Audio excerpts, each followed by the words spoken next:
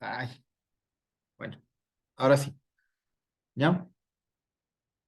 Entonces, ¿se convierte en una actividad rutinaria? No, no reviso como siempre hemos puesto ahí, ya, ¿no es cierto?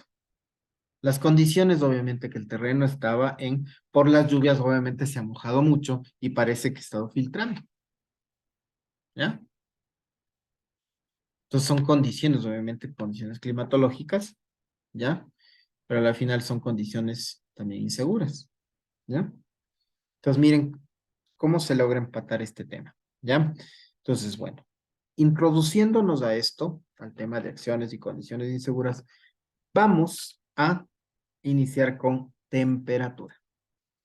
A partir después de esto, de la temperatura, vemos un video. Todos todos creo que hemos visto el tema de Chernobyl, ¿no es cierto? ¿Quién no conoce el caso de Chernobyl? Levante la mano, no hay problema, Yo no conozco. ¿ya? ¿Por qué quiero empatar este tema de la temperatura y luego el tema de la radiación, ¿no es cierto? Con el caso de Chernobyl, ¿ya? Porque si ya hacemos, Yuri, Yo tampoco conozco ese caso. ya, no hay problema. ¿Por qué? Porque hay que empatar. ¿Y por qué se hace este estudio de caso en seguridad e higiene del trabajo? Porque existieron ciertas acciones y condiciones inseguras de los trabajadores que generaron el accidente más mortífero a nivel radiactivo de la historia de la humanidad. Acciones y condiciones inseguras. Por eso es que se hace hincapié, y obviamente en las maestrías o en los pregrados como nosotros hacemos hincapié, porque es necesario identificar qué tipo de acciones y condiciones inseguras tomaron estos empleados y que pudo desencadenarse en un accidente de tal magnitud. ¿Ya? ¿Por qué? Porque nosotros muy probablemente las mismas acciones de los trabajadores que tomaron esas decisiones o que omitieron esos procedimientos, los tomamos en nuestro diario vivir. ¿Ya? O en nuestras empresas, por más prevencionistas que seamos. Yo sé que los prevencionistas somos perfectos, ¿no? Pero a veces fallamos, ¿ya? Es la mejor profesión. Profe, pero esa área era una área que recién la iban a conocer o ya la conocían esa área. Ya la conocían, obviamente la Unión Soviética tenía algunas plantas nucleares, ¿ya? Pero existieron ciertas condiciones y hasta características de infraestructura que hoy por hoy también se incumple. Por ejemplo, en el terremoto, ¿ya? En el terremoto que pasamos, ¿no es cierto?, los ecuatorianos en el 2017, 2016, mi jefe, 16, 16 de abril, en la ciudad de Manta, mi natal Manta. ¿ya? Ahí estuvo Por- usted, pues, Alexander. Mi casa se cayó por completo, mi tío. Imagínense, ¿ya? Recién después de esto, comenzó a ver en las municipalidades, ¿no es cierto?, las características de la infraestructura, ¿ya? Antes no se tenía. Mi papá es del Tena, bueno, del Napo. Él es de la ciudad de Archidona, ¿ya? A partir del terremoto, vean, los municipios recién comenzaron con las ordenanzas y recién comenzaron con las características de lo que debe tener una infraestructura como tal. Y 2016, antes, ¿qué es lo que pasaba? Solo se construía, obviamente, en base al presupuesto que se tenía, pero no con Exacto. pero no con las características que se debe tener. No se hacía un estudio de suelo, no se hacía nada, absolutamente nada. Solamente tú construías tu casa y ya estaba. Y ya estaba, ya. Y yo obviamente también desde la parte, bueno, humana o desde no humana, sino desde la otra parte, claro, obviamente yo voy construyendo en base a mi presupuesto y en base a lo que yo voy teniendo, ¿no?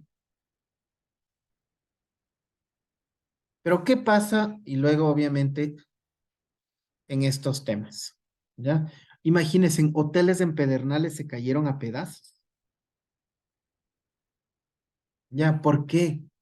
porque no hubo un estudio de suelo, no habían las características, el grosor del hierro. ¿Ya? Entonces, miren, todas esas cosas, a partir de esto comenzamos, ¿ya? El último terremoto en Turquía, por ejemplo, ¿ya? De toda la devastación, ¿cuál fue el único edificio que estuvo en pie?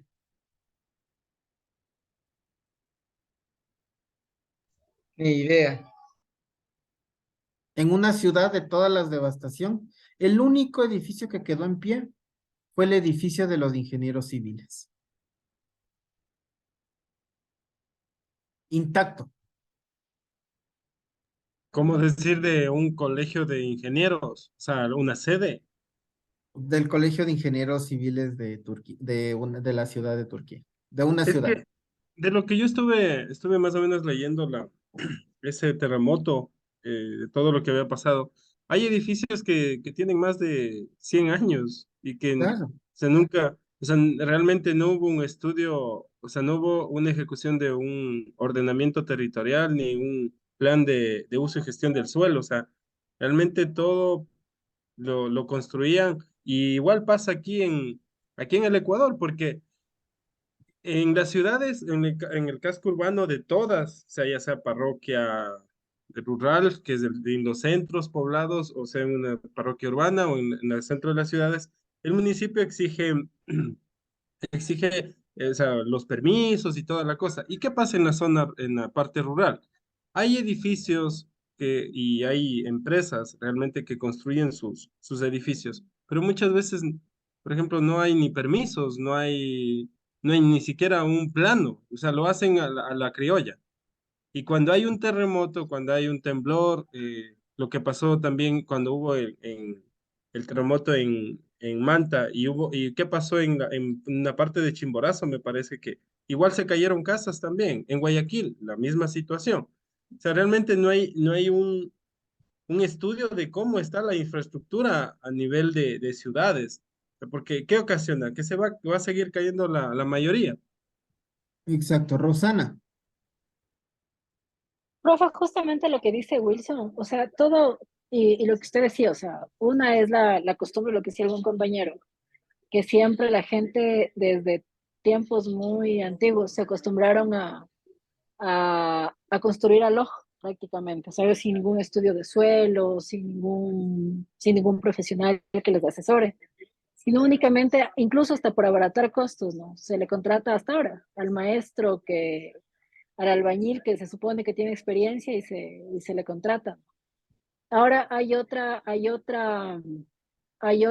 punto que también es algo que lamentablemente se sigue dando. O sea, si usted en algunos municipios, los permisos para construcción, ¿qué hace? O sea, siempre van inspeccionando valga la redundancia, los inspectores de los municipios van por las obras que están levantando o que ya se han levantado. Y lo más fácil, como hay un dicho que dice, más vale pedir perdón que permiso. Entonces la gente construye y prefiere pagar las multas que esto representa a pedir los permisos municipales porque saben que no los van a dar. Entonces, o la vieja práctica, lógicamente, o sea, saben cuál es el inspector, se busca cuál es el inspector y les pagan un porcentaje de lo que sería la multa del derrocamiento prácticamente. Entonces, esos son prácticas que lamentablemente, al menos en nuestro país, pasa. O sea, y le comento así, es porque yo tengo conocimiento de eso, porque en alguna ocasión nos pidieron dinero justamente por un tema, para una aprobación de unos planes. Y Entonces, cacho de eso. lamentablemente, exacto, lamentablemente una es, y nosotros, o sea, nosotros como ciudadanos, o sea, o sea, estamos acostumbrados a eso. Y lamentablemente también en las municipalidades, no voy a decir todos, ¿no? Pero la gran mayoría ya tiene ese modus vivendi inclusive. O sea, ya saben que en el tema de construcciones y esas cosas les va a caer un dinerito extra. Y lógicamente saben dónde están las construcciones para derrocar, van y vea, ceñito, o sea, no le voy a derrumbar la casa o la pared lo que se haya pasado de la línea de fábrica, pero dame, teme tanto. Entonces, lamentablemente es una vieja práctica que Dios no permita, pero inclusive aquí en Quito, la mayoría de parte de Quito son rellenos, ¿no? O sea, que digo que Claro, Dios no permita y haya un sismo fuerte, o sea, un montón de ciudades aquí en el país y sobre todo de Quito, o sea, se vendrían abajo.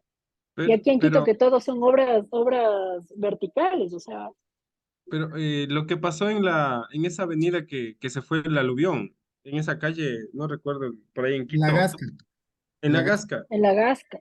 O sea, Ay, y lo que el también, mismo alcaldía dieron los permisos para el cementerio que iban a hacer en esa parte donde, y en muchas partes de Quito todo es ladera, y cuando hay lluvias, y cuando hay un fuerte invernal, y rellenan y siguen construyendo, y después están lamentando que por qué se van, se derrumban las casas y todo.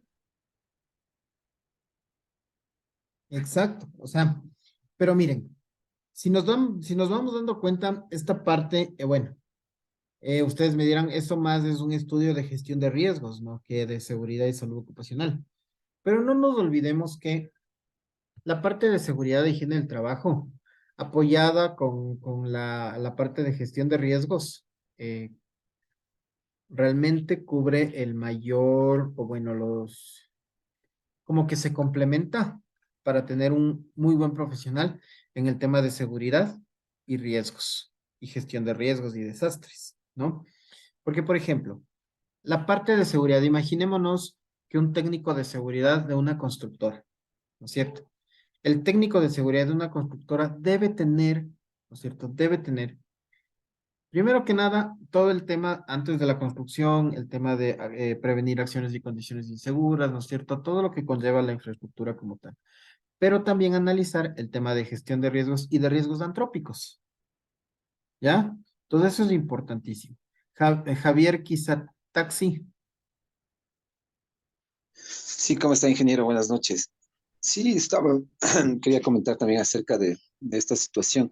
A veces sí es importante también el material que se utiliza y creo que en eso nosotros sí estamos involucrados en esta situación, porque sí se puede hacer tipo fiscalizador todo el personal técnico en seguridad y salud al momento de que los empleados se encuentran aplicando sus conocimientos, digámoslo así, al momento de la elaboración de la obra. Y otra de las cuestiones es que nosotros aquí, lamentablemente, en el país no tenemos la cultura de la aprobación primero de los planes estructurales y arquitectónicos al momento de las construcciones, porque en base a eso nosotros ya sabemos Sí, sí es verdad. O sea, qué es lo que se tiene que hacer y cuáles son las municipales que están exigiendo. bueno, yo trabajaba para el Ministerio de Agricultura. Nosotros hicimos Quienes algún, están exigiendo en algunas partes del país para poder dar paso a la obra. ajá, bueno, Andrés, ¿Cómo están? Inge? Buenas noches con todos. Bueno, yo alcé gusto cuando hablaba Wilson y Rossi sobre el tema de lo que sucedió y como contaba del terremoto de Turquía que solo quedó en pie el edificio de la Escuela de los Ingenieros de allá.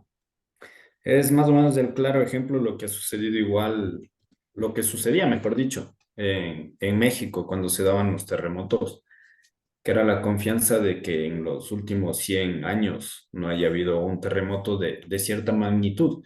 Y podemos ver lo mismo que sucedió en México en el 86, creo, que casi toda la ciudad quedó en ruinas. Y después de ya haber pasado por tantos terremotos y circunstancias, ellos ya pusieron un alto y ahora la seguridad allá en México es extremadamente alta. sí, o sea, todos los aportes es como que nos vamos dando cuenta y nos vamos dando, bueno, nos damos automáticamente la razón. Que este tema de bueno, hay que recordar una cosa, el tema del técnico en seguridad e higiene del trabajo, si bien es cierto, se encarga también de la parte del trabajador, ¿no es cierto?, de la prevención, pero también, y hay que dejarlo en claro, también precautelamos los bienes de las empresas. ¿Qué quiero decir con esto? Un accidente laboral, no solo existen pérdidas humanas, también existen pérdidas materiales, ¿ya? Por eso cuando usted hace un análisis o una investigación de riesgos y determina el costo del accidente, o sea, también tengo que poner todo, ¿no es cierto? Hasta los daños materiales que se pudieron producir en la infraestructura o las maquinarias que se dañaron. ¿Por qué? Porque un accidente acarrea costos, ¿ya? Entonces eso es muy necesario conocer porque el técnico de seguridad tiene que abarcar toda esta parte, el profesional de seguridad, ¿ya? Entonces, con este aporte iniciamos al tema de temperatura, ¿ya? Factor de riesgo físico por temperatura, ¿ya? En esta parte, los factores de riesgo, bueno, en la exposición a factores de riesgo físico por temperatura, tenemos altas temperaturas como bajas temperaturas, ¿ya? Puede ser alta o baja.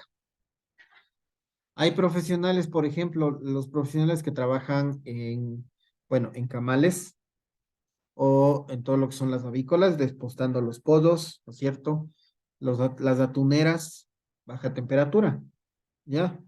Hasta la misma profesión que, bueno, ya ha desaparecido, que eran los hieleros, ¿no es cierto? Los que vendían el hielo seco, no sé si se acuerdan, ¿ya? Esta profesión ya casi no hay, la verdad. Yo ya no he visto los hieleros que vendían el hielo seco. Me acuerdo cuando yo era Ya, joven. Profe, sí hay todavía, ya, sí hay todavía el último hielo, sí, No, no, no, no, no, no. ahora el está. Profe, chimborazo. Ah, A ver, ese es muy distinto. Digo a las ok. personas que venden el hielo seco, Rosana. Ah, Profe, aquí, Sí hay, acá pero me los consta, sí hieleros hay. me- es como el Baltasar. Por ahí está. ay, Ese es el tío de bueno, Clever, ¿no? Tío de Clever ingeniero, creo que era. aquí en Machala sí todavía venden. Y más en el puerto venden harto hielo porque uno a veces en paquete se lleva la parte alta, la mayoría de los productos. El hielo seco, pero Hielo seco y hielo del normal. el normal. Bueno, el hielo normal no hay problema. ¿Y Lo cuál que es la me refiero es el diferencia hielo del seco. hielo seco con el hielo normal? El hielo seco obviamente es producido con reacciones, ¿no es cierto? Entonces tiene nitrógeno, ¿ya? El hielo normal es solo agua.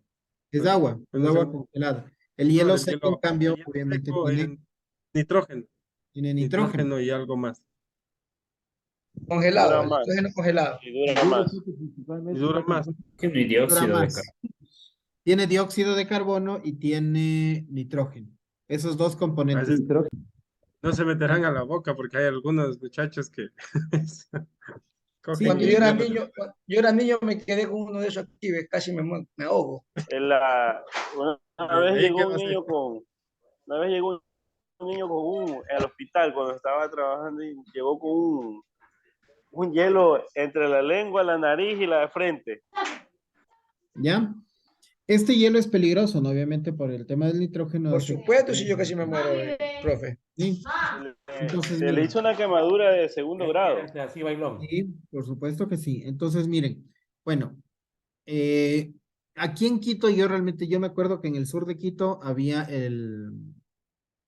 esta parte, bueno, había una bodega, de hecho, de hielo seco, donde todas las personas llegaban, obviamente, por el tema de los helados, de paila, todas esas cosas, y se iban llevando. Ahorita no sé dónde haya, pero ya no he visto. Pero miren, estas profesiones también tienen exposición a factores de riesgo físico por baja temperatura, ¿sí? Estrés térmico, ¿ya? Miren, ustedes podrán decir, no, pero bueno,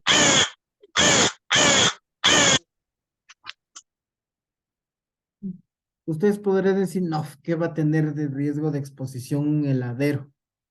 Factor de riesgo de, si lo tienen, señores, ¿ya? Hay una enfermedad ocupacional que a lo largo del tiempo, el cuerpo humano, ¿no es cierto? Se vuelve hipersensible al frío, ¿ya? Ha habido personas, por ejemplo, que han trabajado en mineras, ¿ya? Por los cambios bruscos de temperatura que están adentro, afuera, en la madrugada, en el día, en la tarde, ¿no es cierto? Algunos ingenieros en minas o geólogos tienen esta particularidad de la hipersensibilidad al frío. ¿Ya? Rosana.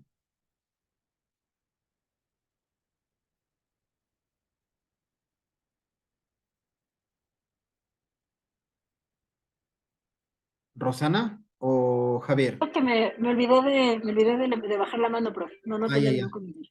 Javier. No, yo sí tenía una acotación. Sí existen los riesgos por baja temperatura y un ejemplo tengo yo muy claro. En las florícolas muchas de las veces no les proveen de las indumentarias necesarias para mantenerse en los cuartos fríos al momento del empaquetamiento de las flores. Y Exacto, ahí, de los ahí monches. existen bastantes. Ajá, ahí tenemos bastante, las personas sí son muy propensas a sufrir enfermedades respiratorias principalmente.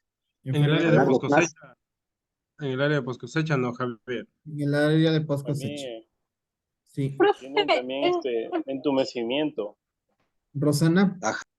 profe, bajo ese contexto, la gente que hace trabajo de guardianía, como están expuestos al frío de la noche, o sea, madrugadas y todo, y realmente tienen un lugar deplorable la mayoría para Solo trabajar, es ¿también se hipotermia. consideraría como riesgo? No, no, yo creería que no, porque las personas de las florícolas, como dice todas las de A ver, producción, todo, ¿por qué no? diría yo. Esa es mi pregunta, justamente, o sea, por eso es mi Los pregunta, o sea, que los trabajan, guardias que están en horarios nocturnos, que muchas veces están expuestos, ¿eso también se consideraría como riesgo físico o no? Alexander también, los que trabajan en el área del marisco, por ahí A ver, Alexander, primero déjenme explicar, ¿ya? Cuando usted hace un análisis de riesgo, ¿no es cierto? Y evalúa todos los puestos de trabajo, usted puede poner obviamente factores de riesgo por temperatura, por baja temperatura o por alta temperatura, ¿ya? Los guardias, ¿sí? Los guardias, ¿no es cierto? Sí podrían tener. Sin embargo, hay que hacer obviamente una medición de temperatura y dependiendo los turnos, Rosana, ¿ya? Porque la exposición al frío como tal, y no necesariamente al frío a -5, -10 grados. Una persona que esté trabajando, ¿no es cierto? ¿Cuál es la temperatura corporal normal del cuerpo? de 36 a 35, 35,5. ¿Ya? 35,5. 35,5. Ya ¿Cuál es la, 36, cuál bueno, es la, ya. Yo cuál es tengo la, 36. a ver, ¿cuál es la temperatura ambiente adecuada? Bueno, acá en Manta estamos siempre los costeños 36, 37. 36,5, 36,4. ¿La temperatura ambiente? No, no es 25 grados. No, menos. Yo estaba hablando de temperatura No, corporal. él dice la temperatura ambiente de trabajo, no dice la temperatura corporal. La temperatura ambiente. La temperatura, obviamente Rosana está levantando la mano. Rosana, Yo, levantada, ¿no, profe? No sé cuál es la temperatura ideal. la temperatura ideal, estamos por los 18 grados, ¿ya? Es una temperatura normal. De 18 a 20 grados es una temperatura ambiente ideal. Ideal, ¿ya? Que obviamente en la costa no podremos llegar a esa temperatura, obviamente, porque desde la costa o el oriente es distinto. La temperatura ideal es 18 a 20 grados, ¿ya? Temperatura ambiente que se la llama la temperatura ambiente ideal, Ideal, claro. Acá llega a veces hasta 26. ¿ya? Ideal, ¿ya? En estas características y con esta temperatura, el cuerpo humano puede trabajar y puede desempeñarse sin ningún problema. El tema es cuando se excede esta temperatura o cuando disminuye esta temperatura. Por ejemplo, imagínese, Rosana, un guardia de seguridad, ¿no es cierto?, que está todas las noches en Tulcán.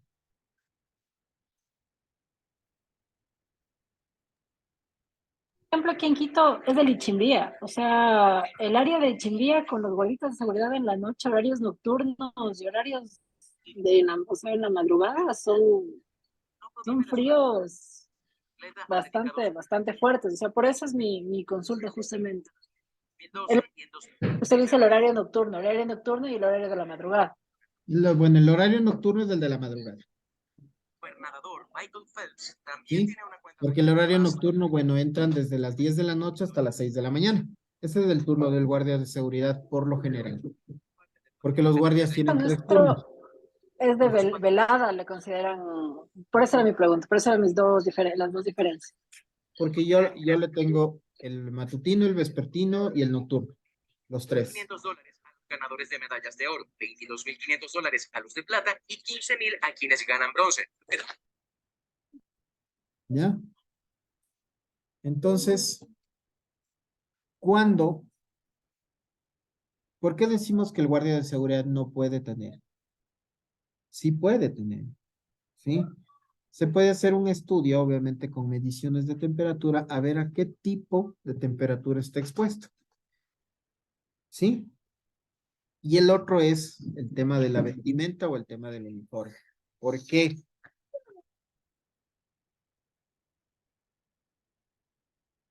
¿Por qué?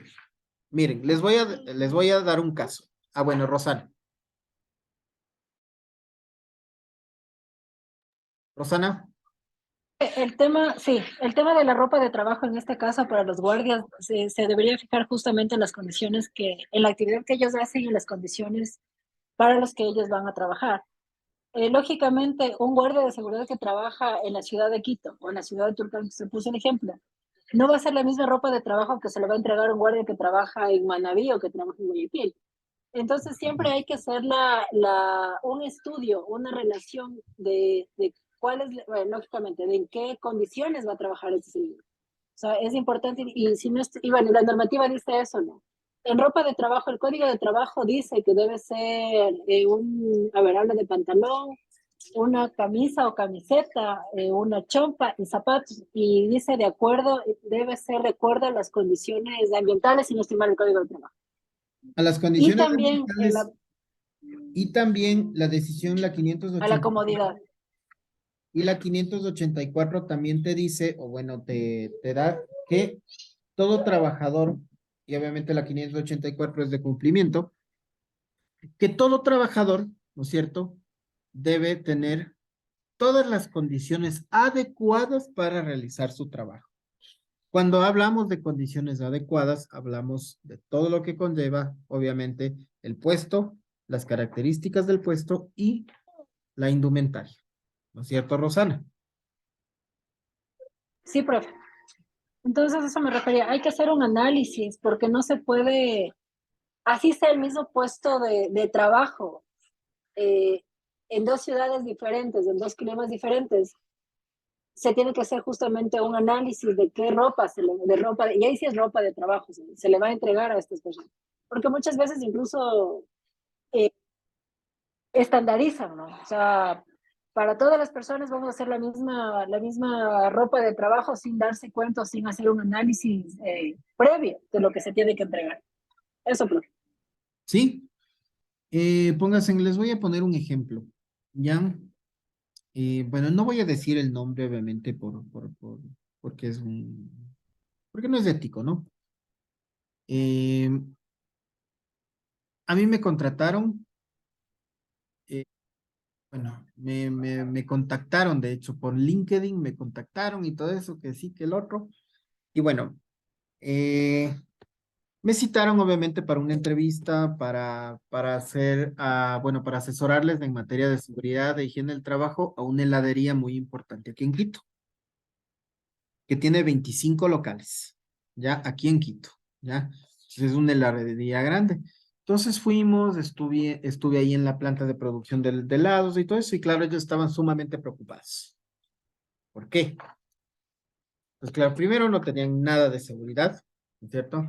Reglamento no tenían, plan de emergencia no tenían 60 trabajadores y obviamente, ¿qué es lo que te dice la normativa de aquí de Quito, del Distrito Metropolitano de Quito? Si una empresa cuenta con más de 40 trabajadores, el plan de emergencia es obligatorio. ¿ya? Entonces no tenían nada. Aparte, justo en la parte de producción de los helados, en la cremadora que se la llama, que es una máquina gigante, ¿no es cierto? Que usted pone el sabor, pone la crema, comienza a batir, ¿no es cierto? Y genera el helado, ¿ya? Pero obviamente el helado se genera a bajas temperaturas, ¿no es cierto? Por el grado de congelación. Ese ambiente estaba en 2 grados, 2, 3 grados centígrados más o menos, justo en esa parte de producción, que era de los helados, ¿ya? Y entonces obviamente eran baldes grandes, ¿no? Que sacaban los helados. Habían 2 trabajadores ahí, 2 trabajadores. Miren, con el mismo equipo de protección y la misma indumentaria y el mismo uniforme que una persona que trabaja fuera de ese lugar, ¿ya? Ni siquiera un chaleco, una chompa, algo, nada, absolutamente nada, ¿ya? Solo tenían tenían un buzo, un mandil y tenían encima como es el delantal de esto, ¿ya? Nada más. ¿Qué es lo que pasó? Porque obviamente me contactaron. ¿Por qué? Porque los 2 trabajadores presentaban ya debilitamiento de sus pulmones. ¿Y cómo se identifica el debilitamiento de sus pulmones? La falta de oxígeno, obviamente, la rapidez en la respiración y la tos, ¿ya? Que son toses, obviamente, que no es por enfermedad, sino comienzas a toser. ¿Qué es lo que pasa? ¿Qué es lo que pasa? ¿Ya? Cuando se tiene exceso o bueno, cuando se está en un ambiente bajo de temperatura, los pulmones obviamente se van afectando. Pierdes la elasticidad del pulmón por el frío, ¿ya? Disminuye tu capacidad, obviamente. Aquí está mi estimado Alexander, ¿no es cierto? Cuando son accidentes por frío, ¿qué es lo que pasa? ¿No es cierto? Disminuyen o bueno, se van reduciendo las venas, ¿no es cierto? Disminuye la circulación. Al contrario que cuando son accidentes por altas temperaturas, que las venas se dilatan y existe un exceso de bombeo del corazón. Rosana.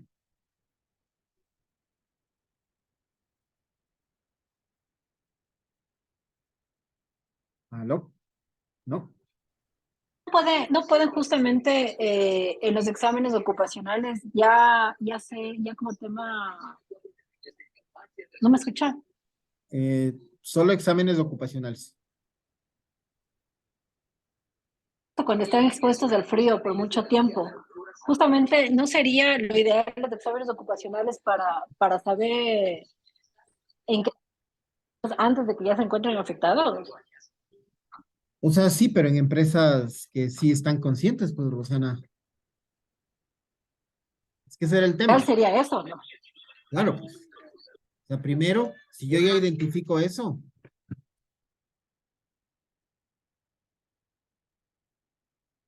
si yo, si yo ya identifico eso, obviamente le mando a hacer un examen, ¿no es cierto?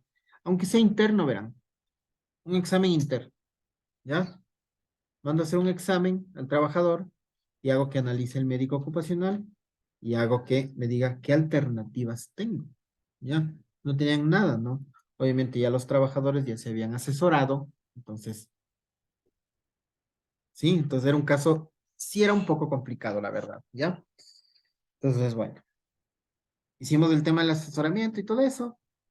Ya les dije, primero, tienen que primero contratar un médico ocupacional. Segundo, tienen que hacer exámenes de los 2 trabajadores. ¿Por qué? Porque primero necesitan ver el diagnóstico, ¿ya? Y que el médico ocupacional, obviamente, si es que pasa algo, dé ya el diagnóstico como médico ocupacional y cuáles eran las alternativas. Yo como técnico de seguridad les puedo recomendar que se haga un análisis de vestimenta, ¿no es cierto? Por área de trabajo, ¿ya? ¿Por qué? Porque las características, como decía Roxana, las características van a ser distintas. El puesto de trabajo va a ser distinto. El equipo de protección personal tiene que ser distinto. La vestimenta, el uniforme de trabajo debe ser distinto a las características del puesto de trabajo y a los riesgos que están expuestos el puesto de trabajo. ¿Ya? Rosana, ¿tenía algo que más que acotar? Si no, continuamos. Perfecto. ¿Ya?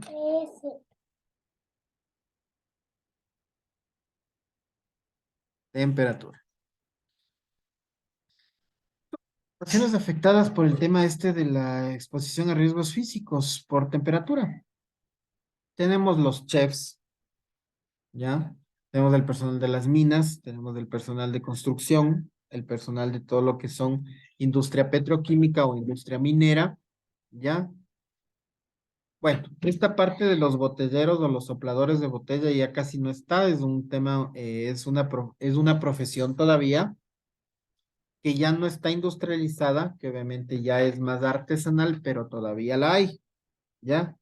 Que también están expuestos. Miren, tenemos los agricultores, lo que ustedes mismos dijeron, las florícolas, ¿no es cierto? El personal de florícolas, ¿sí? Tenemos el personal de pesca, tenemos el personal de desposte, de pollos, de canales, ¿no es cierto? Tenemos la industria petrolera. Las tres fuentes principales de la temperatura es la temperatura del aire y el viento, la radiación del sol, el trabajo muscular, ¿ya?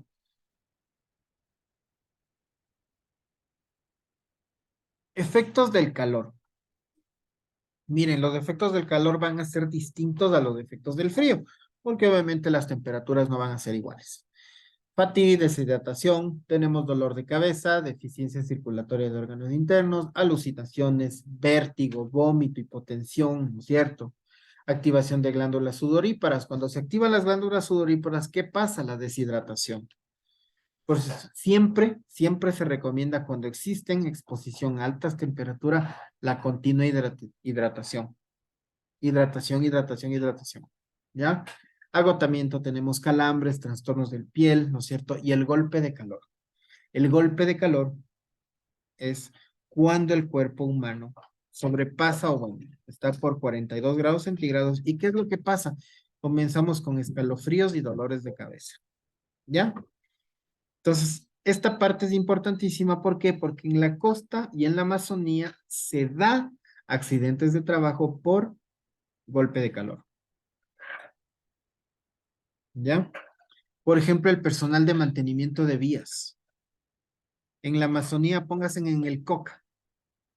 No sé si alguien nos saluda desde el Coca, pero bueno, yo sí he trabajado en el Coca y puedo decir que es un infierno. No tanto, Inge. ¿Ya? Y más la joya de los hachas.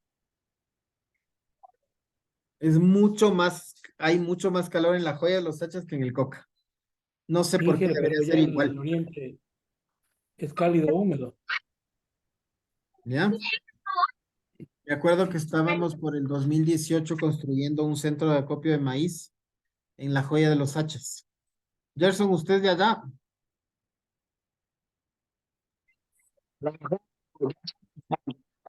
¿Aló? No sé Sí, se entiende, pero trabajé en el Cuenca. Creo que es de Macas. no le escucho, Gerson, pero bueno. No sé qué pasa con su micrófono, Gerson. Parece que está malo. No sé, profe, creo que la señal, no sé, yo tengo un problema, no sé. Eso apaga la cámara. ¿Qué, qué internet tiene? Pues si tiene CNT, pues con razón. No, tengo privado. Sigue votando por Lazo.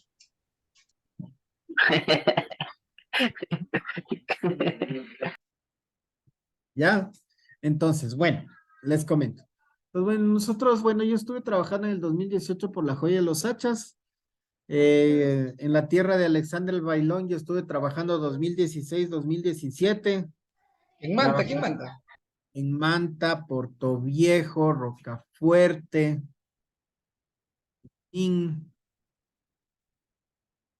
¿ya? Bueno, en el 2018 estuve por La Joya de los Hachas. Estuvimos en 2018, todo el 2018. Entonces, bueno, la parte y estaba encargada de la parte de seguridad de la obra. Y bueno, con el fiscalizador ahí trabajamos y bueno, con el contratista. Entonces, era un poquito complicado porque llegaba un punto álgido a las 11:30. De 11:30, o bueno, desde las 12 por ahí hasta la 1, que se suspendía toda actividad.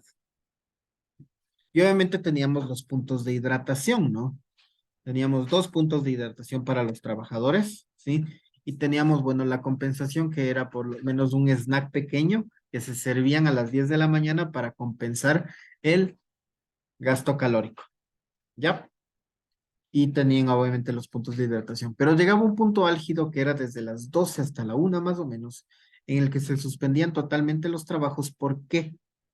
Porque era excesivo el calor, ¿ya? Y teníamos riesgo de que los trabajadores puedan tener este golpe de calor. Entonces suspendía completamente, ¿ya? O bueno, la señora obviamente se contrató una seño ahí por ahí al ladito que les cocina a los trabajadores. Entonces cocinaba a los trabajadores y listo, ¿ya? Pero mira, siempre es importante este tema porque el tema de la temperatura como tal en construcciones, por ejemplo, en esta parte de seguridad e higiene del trabajo, en construcciones, con exceso de temperatura, es muy complicado evitarlo. Entonces, tenemos que tomar acciones preventivas, como son los puntos de hidratación y la compensación del gasto calórico. Wilson. Sí, para aportar lo que comentaba, profe, yo estuve trabajando en un proyecto en Chushufindi.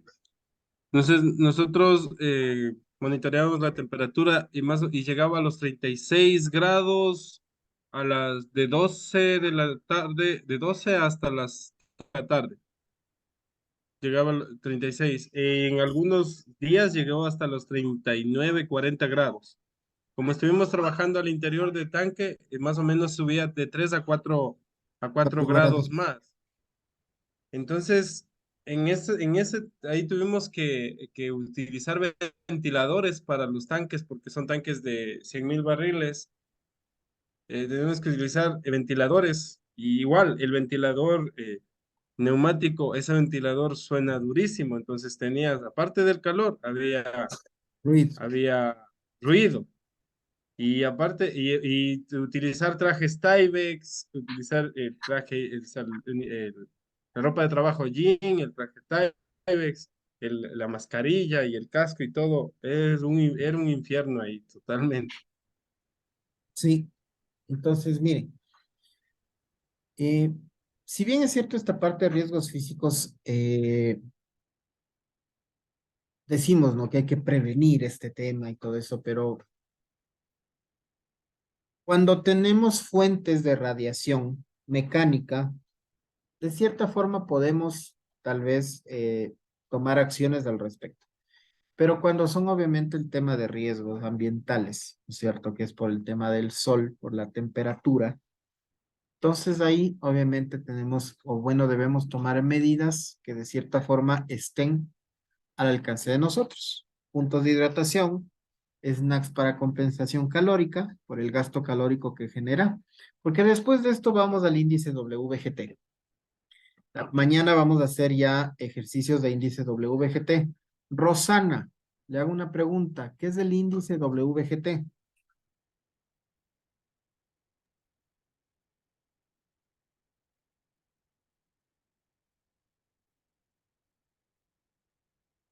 ¿Aló?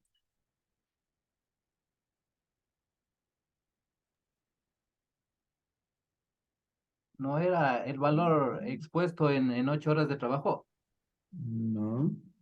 ¿No? ¿No? Térmico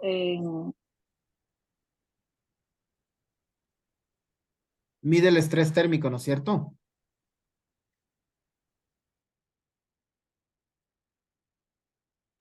Profe, repite la pregunta, perdón. ¿Qué es el índice WGT?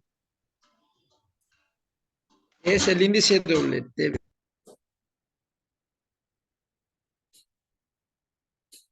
El índice WGT, bueno, lo vamos a ver ya mañana, ya vamos a arrancar con ejercicios. El índice WGT, bueno, Primero que nada, hay que tener en claro que existen 3 temperaturas que afectan al trabajador. 3 temperaturas: radiación, humedad y la temperatura corporal.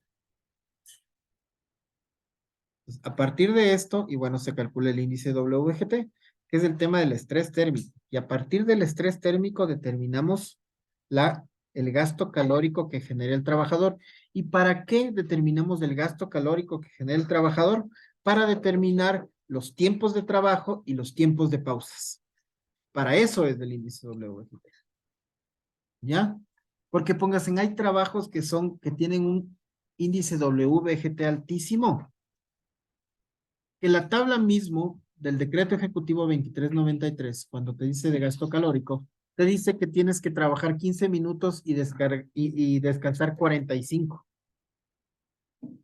¿Ya? ¿Por qué? Porque el índice WGT es excesivo. ¿Por qué? Por la temperatura del ambiente de trabajo. Rosana.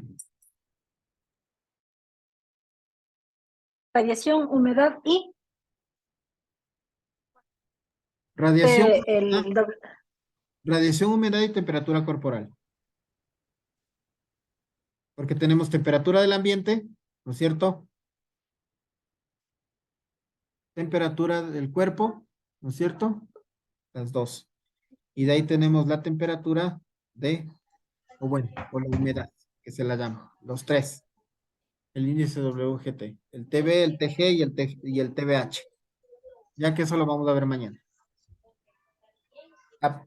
Vámonos 20 minutitos de receso, por favor, para que se tomen un cafecito y volvemos.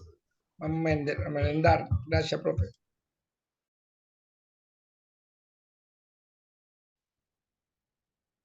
Vamos.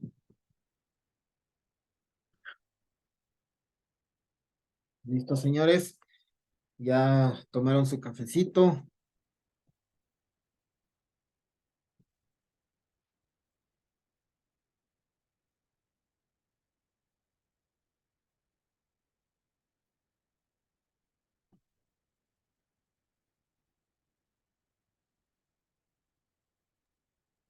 Ay, bueno, estos fríos de Quito están fuertes. Listo.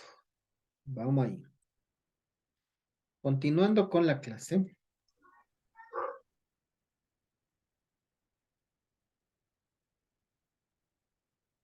Ya se comenzó a dañar.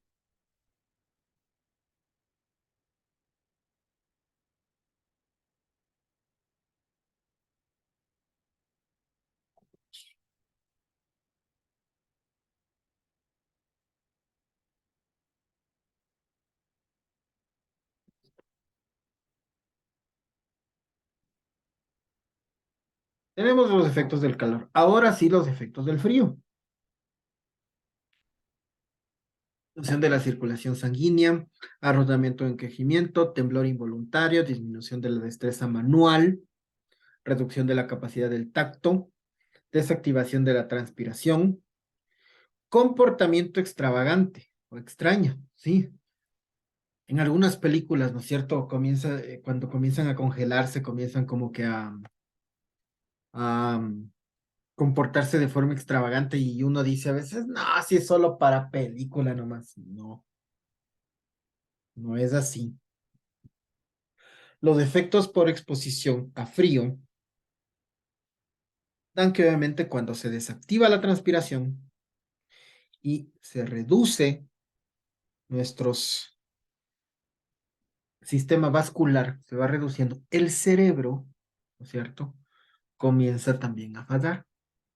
Y comenzamos con el comportamiento extravagante, ¿ya? La exposición, o bueno, a riesgos, o bueno, estrés térmico por baja temperatura o por alta temperatura, siempre, siempre, pero siempre, señores estudiantes, va a tener sus consecuencias. El frío sí es un poquito más complicado porque obviamente, ¿ya? A la larga, recordemos una cosa. Les voy a hacer una pregunta. ¿Cuáles las 2 características fundamentales de una enfermedad ocupacional? Rosana, que levantó la mano.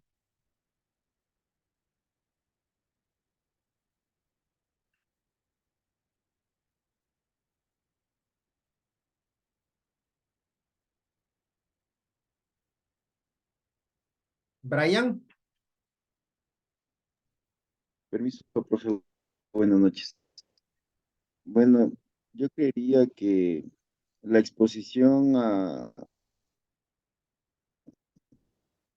para una enfermedad ocupacional sería por continua de años, Ya, que puede generar una enfermedad ocupacional a largo plazo.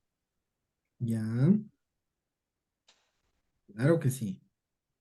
Es una característica física y biológica Ya, y social del individuo. O sea, es una continuidad de una exposición de un riesgo que lo produce de forma que la presenta en general.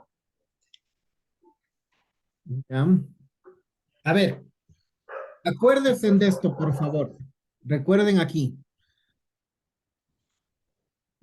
O bueno, existen dos características fundamentales de una enfermedad ocupacional, que son lentas y progresivas.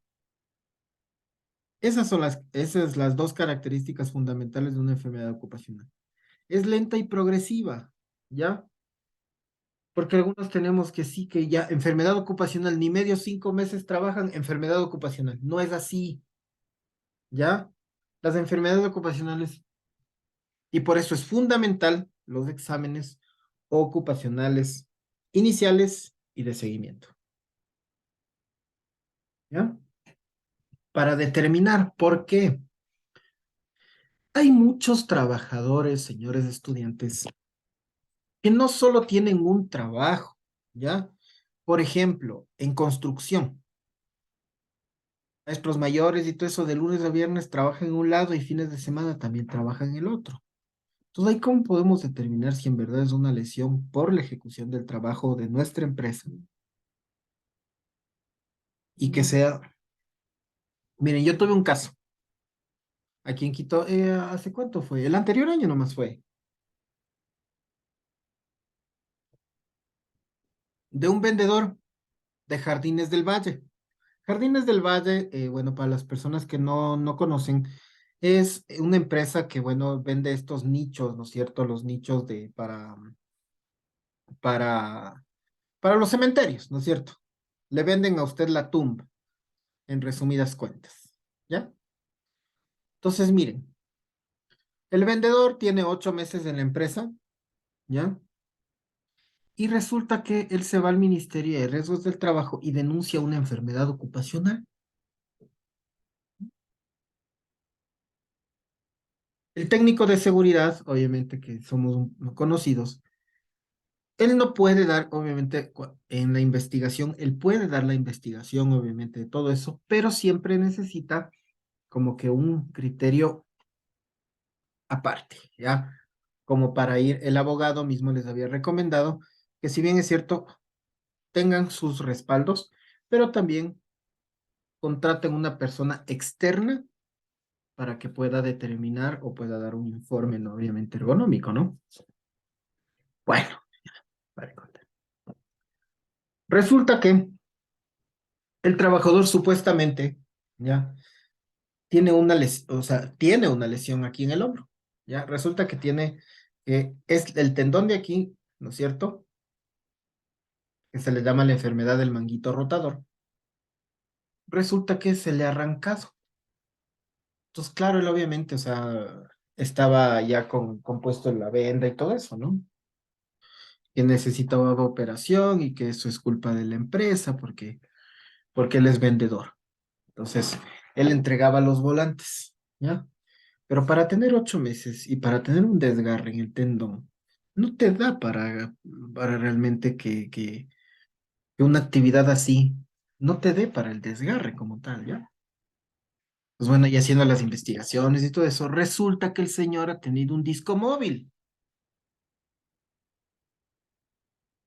Entonces, viernes y sábado se dedicaba al disco móvil.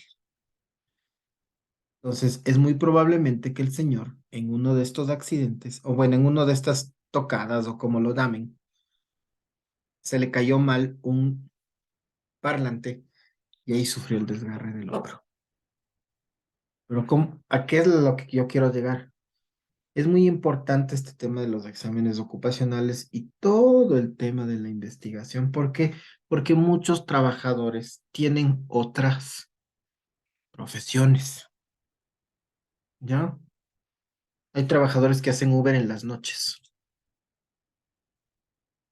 Entonces, estar en una posición sentado, que obviamente te da para un riesgo ergonómico, ¿no es cierto? Y aparte el movimiento repetitivo del volante, puede existir un desgaste, ¿ya? Que puede ser un riesgo profesional, sí, pero no. Que puede ser un riesgo ocupacional, sí, pero no un riesgo profesional. Entonces, eso hay que tener en consideración, ¿ya? Entonces, acabamos esta parte de riesgos, bueno, de riesgos físicos, ¿ya? Existen varias formas de mantener fresco el lugar de trabajo, ¿ya? Aire acondicionado, elementos de protección. Siempre va a ser muy importante y siempre va a ir de la mano el tema de la ventilación con la temperatura, ¿ya? Porque en todos los ambientes de trabajo, para mejorar obviamente la temperatura del lugar, se debe tener una correcta ventilación, ¿ya? Listo, ahora sí, preguntas.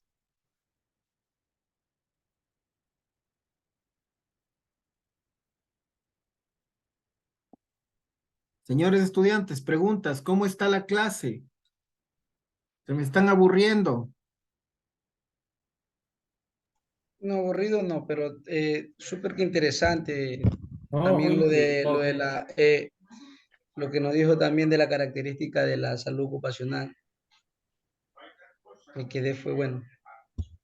Yo estaba por hacer una pregunta. Cosita casi que no sabía, pero bueno, lento y progresivo. Son las dos principales características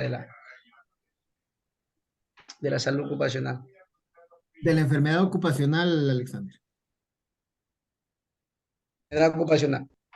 Lever, ¿algo que iba a decir?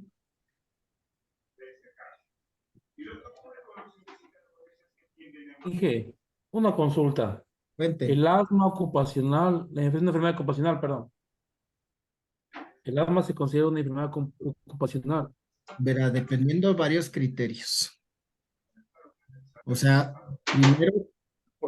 primero, a ver, para determinar una enfermedad ocupacional se tiene que hacer un análisis con todas las características del Análisis. puesto de trabajo, el historial médico, ¿no es cierto? Todo eso, ¿ya? No se podría, dentro de la resolución 513 del IES, no está el asma caracterizado, o corríjanme si me estoy equivocando, no está el asma caracterizado como una enfermedad ocupacional. Dentro de la resolución 513, en el anexo 2, te da las enfermedades ocupacionales declaradas. ¿Ya? No está, profe, el asma. Ya, muy bien, muchas gracias, No, Rosana. el asma más es una infección pulmonar, pero hereditario o simplemente desarrollada en su desarrollo, no más porque es por enfermedad profesional. Yo que sepa, y he preguntado a varios médicos porque me quisieron hacer pasar un EPOC por una enfermedad profesional y el paciente, perdón, y el trabajador ya tenía problemas pulmonares como ya iba arrastrando una tuberculosis a los 12 años. No, pues eso ya es otro tema, pues Luis, eso ya de ley, pues. Exacto, por eso hay que siempre hacer el seguimiento. ¿Sí? Por eso es importantísimo. Verán, otro Y caso, o sea, y muy buen el aporte, Luis y Rosana. Cuando trabajé para Liga Deportiva Universitaria, teníamos una profe que era, bueno, ya demandó. Ya obviamente llevaba 18 años trabajando en la institución, casi 20. Entonces, ella quería, ¿cuál era el objetivo de esto? Jubilarse por enfermedad ocupacional. ¿Para qué? Para coger el 100% del salario. Eso era todo. Y ese era el objetivo como tal. ¿Ya? Entonces ya fue, demandó y todo eso, listo. Entonces entramos el médico ocupacional y bueno, y mi persona como coordinador de seguridad. ¿Ya? Entonces, primero que todo, contratamos una empresa para hacerle las mediciones, ¿ya? Con puntos de medición con horarios de medición, ¿no es cierto? Entonces, en la mañana, que daba a niños, ¿no es cierto?, de primero de básica, se hizo las mediciones en la jornada de trabajo, ¿ya? Para ver hasta qué picos de ruido tenía. Ninguno sobrepasó los 75 decibeles. Con eso, listo, ¿ya? Se le hizo todos los exámenes, ¿no es cierto? ¿Cómo es? Ay, se me fue la palabra. Luis, usted ayúdeme con no es auriculometría, ¿cómo es los exámenes de Audiometrías, audiometría? Audiometría. Audiometría, audiometrías. audiometría. Perdón, se me fue la palabra. Las audiometrías, ¿no es cierto? Se le llevó al Axis, todo chévere. ¿Qué es lo que se pudo determinar? La profesora ya tenía una afección, pero hereditaria. ¿Por qué? Porque su madre también tenía la pérdida de audición. Entonces quiso aprovechar eso para jubilarse como enfermedad ocupacional para coger el 100% de la jubilación. Porque si usted se jubila con enfermedad ocupacional, usted coge el 100% de su jubilación, ¿no? Indistintamente de la edad, ¿ya? Entonces, miren qué tan importante es este tema de los seguimientos y determinar las enfermedades ocupacionales. Y determinar una enfermedad ocupacional, o sea, lleva tiempo porque se tiene que analizar varios factores, ¿ya? No solo uno. No solo se dice, no, tengo enfermedad ocupacional, a ver un ratito, ¿cómo así? ¿Ya? Entonces, por eso, y para todos, obviamente, y para todos, ¿sí? Porque a veces pasa, uno a veces como consultor o como docente se le dice, o sea, hagan este tema, y a veces uno a veces se le escapa, ¿ya? Entonces, siempre es importantísimo el tema de los exámenes ocupacionales y del seguimiento como tal, ¿ya? Ya personas que ya van, obviamente, y más que nada, Profe, Rosana. perdón que le interrumpa. Profe, justamente yo creería que en esa parte, y le hablo por lo que a mí me ha pasado, también es importante cuando se da las inducciones al personal nuevo y las capacitaciones de seguridad y salud ocupacional. Yo creo que es importante también que el servidor o bueno, el trabajador conozca qué es una enfermedad ocupacional y cuándo se reporta la enfermedad ocupacional. Porque yo he tenido algunos casos, le pongo un ejemplo, y es más, los mismos compañeros del área, le pongo mi ejemplo, del área de recursos humanos, no saben cuándo se tiene que reportar una enfermedad ocupacional. Le pongo un ejemplo de una servidora que yo tenía, que comenzó que le diagnosticaron queratocón. Ya. Y el queratocón lógicamente es una enfermedad hereditaria, ¿no? O sea, no es que el queratocón no es por exposición a algún factor de riesgo. El punto es que la servidora llegó a mi oficina y me dijo, es que yo tengo queratocono y en recursos humanos y es más, el médico que me trató me dijo que es profesional y que tengo que reportar a riesgos del trabajo. O sea, lo que yo le dije fue claro, o sea, si usted gusta, reporte. O sea, yo no le voy a reportar porque no es y bueno, no tenía que reportar yo, sino la médica, pero yo le expliqué. Y le dije que no es una enfermedad ocupacional, que se tiene que hacer una investigación, que los criterios y no sé qué. Y se cerró y que quiere y que quiere y que quiere. En riesgos del trabajo, no sé si usted lo ubica al ingeniero Merino. Me dijo, ve, Roxana, dígale que ¿cómo se llama? Que reporte, porque todo trabajador está en su derecho de reportar si piensa que es una enfermedad ocupacional. Dijo, Así lo es. que no quiere decir que lógicamente que seguro de riesgos de trabajo, que la comisión le va ¿cómo se llama? Le va a calificar. Entonces, sí hay una falta de información y en eso yo sí le puedo decir porque nosotros hemos capacitado y todo, pero aún así, como usted bien dice, piensan que cualquier dolencia, cualquier enfermedad ya es ocupacional.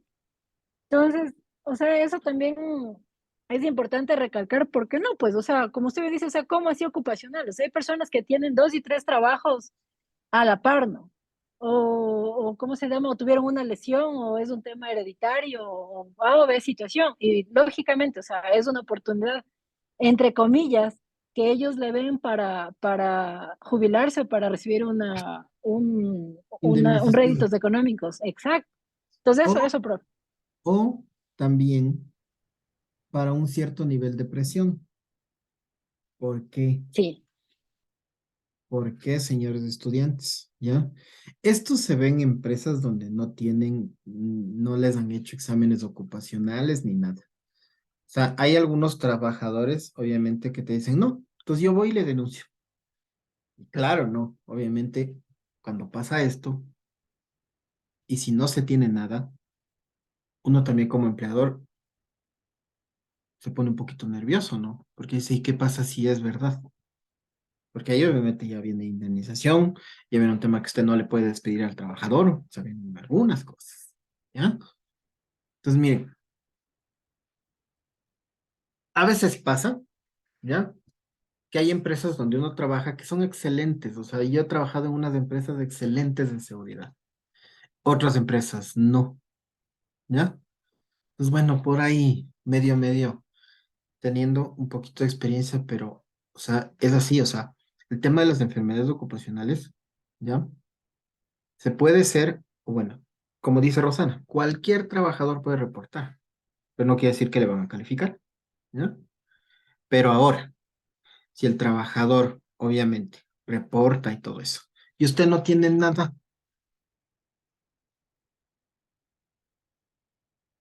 ahí viene otro tema, ¿no? Por eso los exámenes ocupacionales. Por eso anualmente el médico tiene que chequear a todos los trabajadores. Anual. Para que pues, se vayan en las historias clínicas y vaya el seguimiento del médico ocupacional. ¿Qué pasa, por ejemplo? A ver, yo les hago una pregunta. ¿Qué pasa, por ejemplo, con empresas de 20 trabajadores que no tienen un médico ocupacional? ¿Qué tipo de estrategia ustedes me propondrían?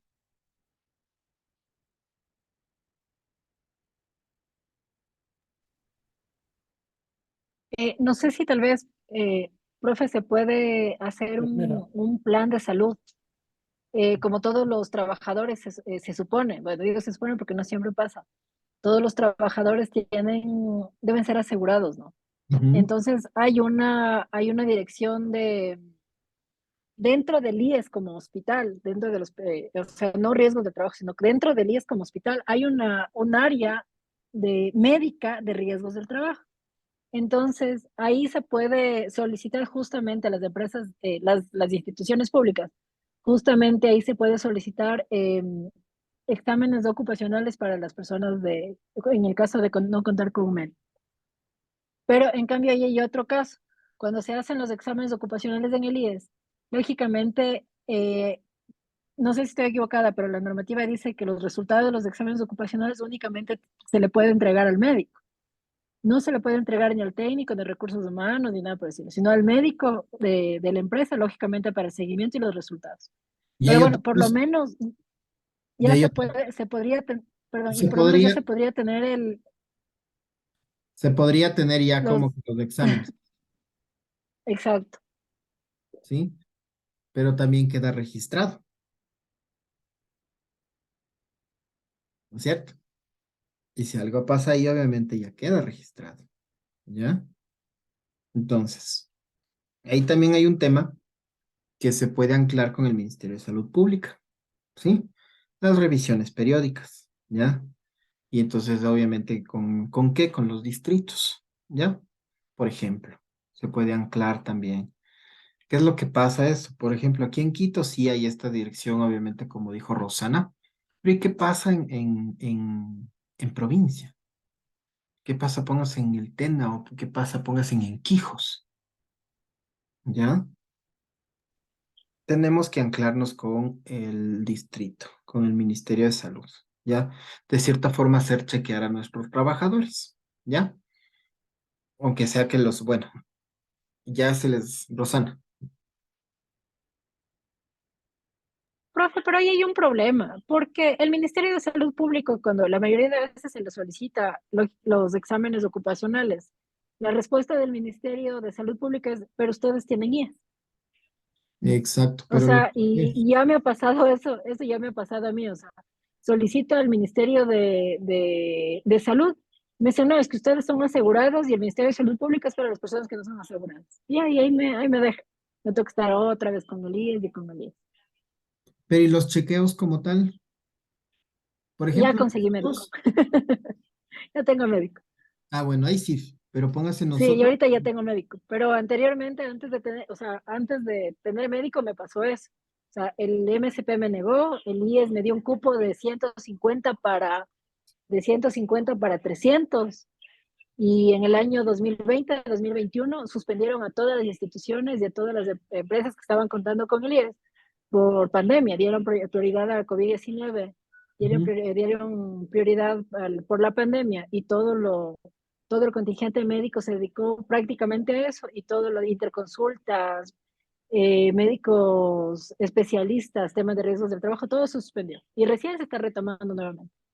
ya, exactamente, pero también verá, como una experiencia en el 2018 cuando yo trabajé en el tema de la joya en los hachas, nosotros sí anclamos con el distrito, o sea, la revisión por lo menos.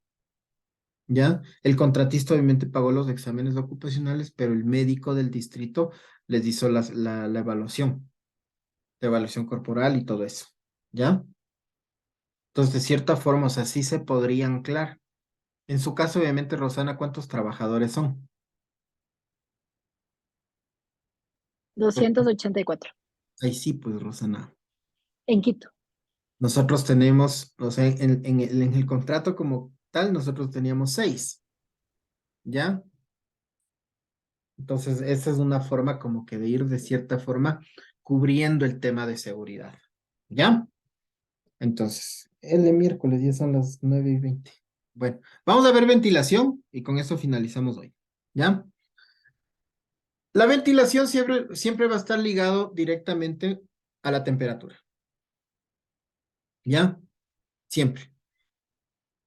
Y cuando hablamos de ventilación, vamos asociando, por favor, espacios confinados. ¿Qué son espacios confinados? O atmósferas peligrosas. ¿Ya? No es lo mismo, obviamente, pero a ver, ¿qué es un espacio confinado?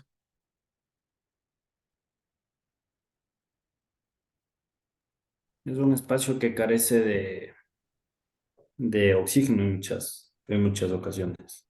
Un lugar cerrado, Es un lugar que cerrado, ¿no es cierto? existe de gases también. Ya que no está adecuado para trabajos como tal, Rosana. Justamente lo que dijo el compañero, es un espacio limitado de entradas y salidas, y no tiene una ventilación natural, no tiene una ventilación natural, o la ventilación no es favorable. Ujú, exacto. Y ahora, ¿qué será, o bueno, o qué se les viene a la mente cuando yo digo atmósferas peligrosas?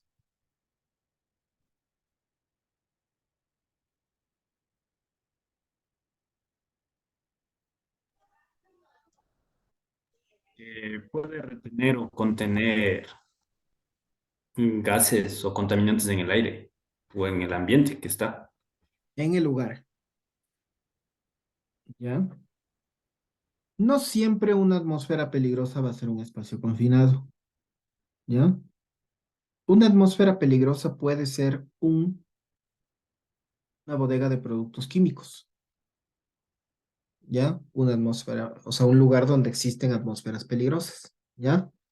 ¿Por qué? Digamos, existe una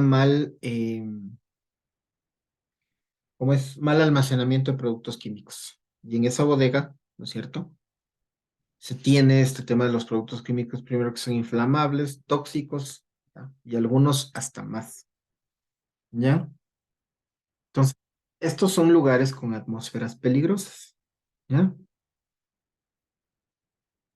Espacios confinados, como ya hemos visto, y todas tienen esta característica que es baja ventilación o mala ventilación, como atmósferas peligrosas o como espacios confinados.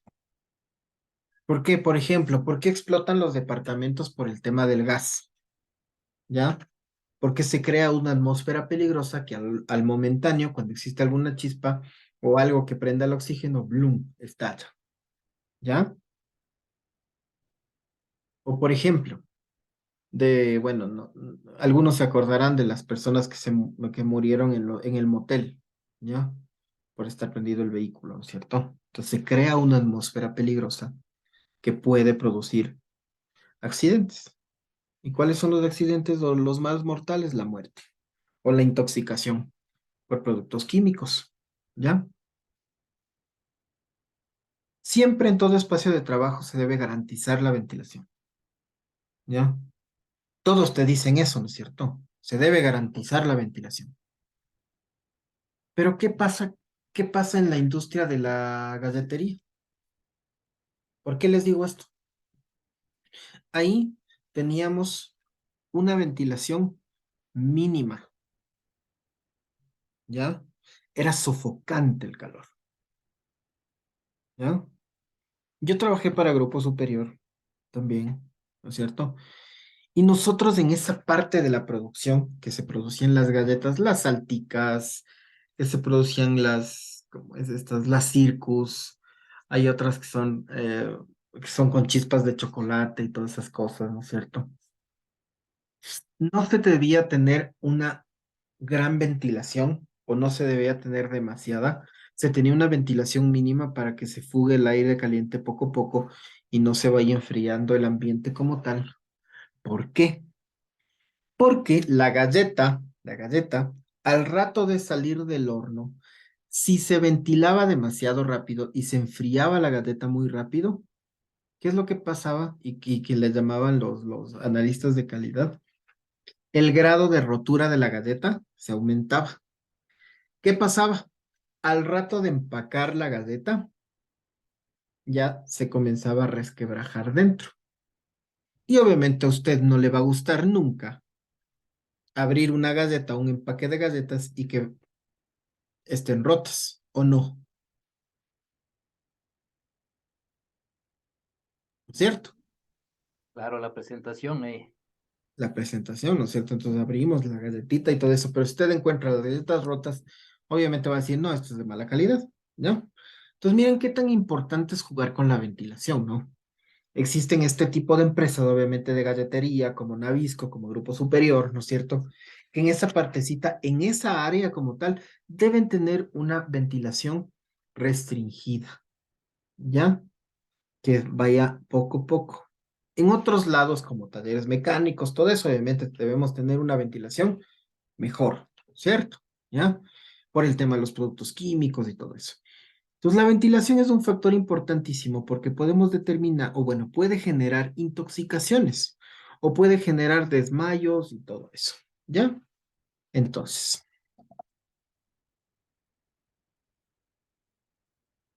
para asegurar el bienestar de los trabajadores, las condiciones del aire respirable deben ajustarse al tipo de trabajo que se vaya a efectuar. Miren qué tan importante dice respirable. Deben ajustarse al tipo de trabajo que se vaya a efectuar, ¿no es cierto? Debe ser ligero, medianamente pesado, o puede ser ligero, medianamente pesado o pesado, ¿ya? Los procesos de producción que son por emisión de gases, vapores, polvo, calor, modifican el estado y composición del aire. Entonces, miren, nosotros ahí trabajábamos en una atmósfera que el aire se volvía muy pesado, ya por la temperatura y por la humedad, ¿cierto? ¿Por qué por la humedad? Porque al rato que se hornea la galleta existe pues fuga ¿cómo es? De humedad, de agua, ¿no es cierto? En la galleta. Entonces todo eso se va generando al rato que sale la galleta porque son unos hornos enormes, ¿ya? La galleta se va evaporando, pero no se tiene que enfriar muy rápido. ¿Por qué? Por el grado de rotura de la galleta, ¿ya? Por ejemplo, es un ejemplo. Entonces siempre es muy necesario la ventilación, tiene que adecuarse en base a las necesidades del trabajador o en base a los procesos de producción, ¿ya? Eso hay que tener muy en claro. Bueno, porque el técnico de seguridad, claro, yo en esa parte trabajaba en producción, pero claro, ya me acuerdo del técnico de seguridad, decía, no, que obviamente se debería mejorar la ventilación. Y claro, el gerente de producción le decía, o sea, tienes razón, pero no podemos. Al rato que aumentamos y mejoramos la ventilación, la galleta se enfría demasiado rápido y tú sabes obviamente el grado de rotura y en el empaque se comienza a ver las consecuencias. La galleta se comienza a romper muy rápido. ¿Ya? Y eso, obviamente, con el transporte y toda la logística, llega prácticamente hecho migas. ¿Ya? Entonces, eso es muy importante en este tema de la ventilación, porque claro, todos dicen, no, pues es que tenemos que mejorar la ventilación en los ambientes de trabajo. Perfectísimo. Pero ¿y si los procesos de producción no te dan para, o te dan para tener una ventilación medianamente pesada? Y aparte de ventilación tienes aumento de temperatura. Entonces, ¿qué tipo de acciones puedes implementar? Puntos de hidratación por la ventilación. ¿Y qué digo por la temperatura? ¿Ya? Rotación de puestos. Todos en la línea de producción, salvo los horneros, podían rotar. Entonces, el personal de amasado bajaba a empaque y el personal de empaque subía a amasado. Y los horneros, bueno, los horneros sí era un poquito de trabajo realmente, mucho trabajo de los horneros. Porque cada horno obviamente debía tener 2 maquinistas, ¿ya? Pero bueno, ahí se la jugaban, eran los más acostumbrados. ¿No? Entonces miren qué tan importante es este tema y miren los efectos de la ventilación. Disminución en el rendimiento personal del trabajador, por supuesto. Alteraciones respiratorias, dérmicas, oculares y del sistema nervioso central. Creación de un ambiente de trabajo incómodo que no incentiva al trabajador a laborar. Uno se siente incómodo, ¿ya? Y no va a trabajar de la misma forma. Disminución en la cantidad y calidad de la producción y posible riesgo de intoxicación ocupacional, ¿ya?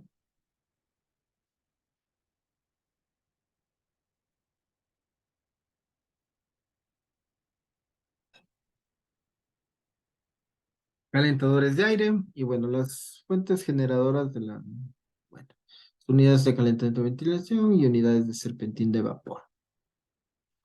Listo, señores estudiantes. Hoy hemos visto riesgos físicos, ya hemos visto 3, ruido,